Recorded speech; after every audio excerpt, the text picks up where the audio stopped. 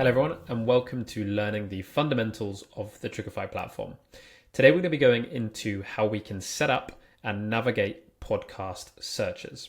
Now there are two types of podcast searches that we can do from the social listening platform. That's either searching for specific podcasts or searching for specific episodes where these episodes are talking about certain topics.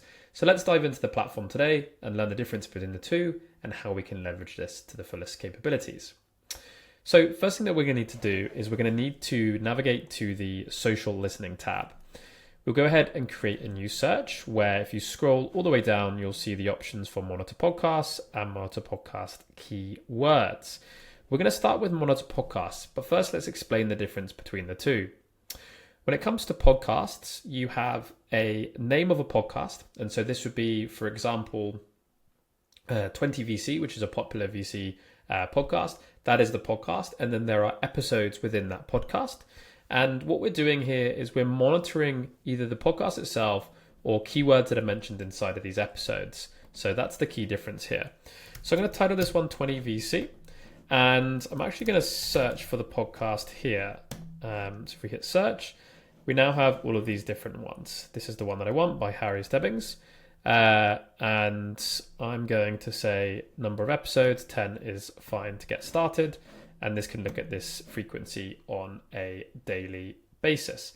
So what it's now going to go do, it's now going to go ahead and add any episodes that this podcast 20VC, which is run by Harry Stebbings, basically does.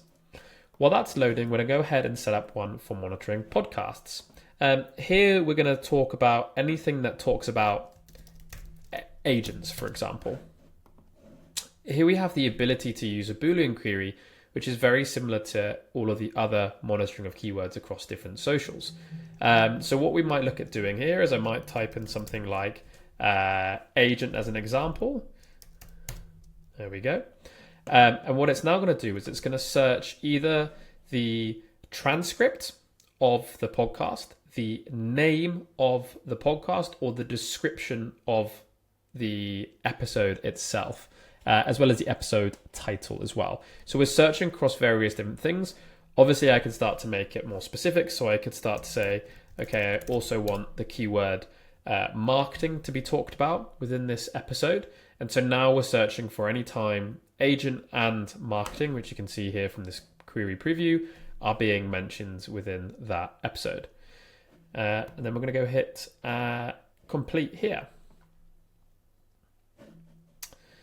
So if we go back and look at the 20VC one that we set up, we've got a few different things that we can do from this view. First thing that we can do is we can go ahead and actually listen to it straight from the platform. So all we need to do is hit the plus. I do think we're in an AI bubble. You can see the fragility. Everybody can see the fragility. There we go. We can download the data from here.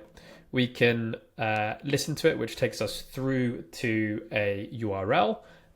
Or we can go through to the actual source, aka Apple Music, Spotify, whatever it would be as well.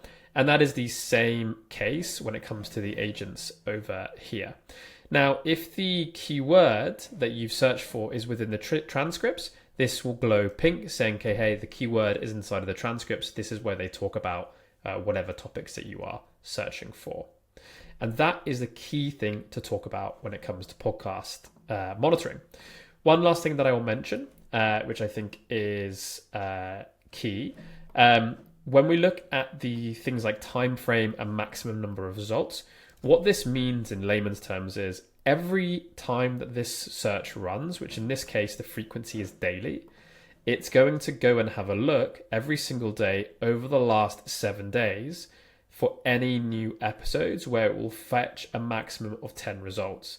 So typically what you would do is you would do last 24 hours and then you would do daily, and that will find anything that's been released in the day. Of course, you could change it and you could say, okay, last week, and you could do weekly, and that would then pull anything from the week. Or you could just keep it as last week and daily.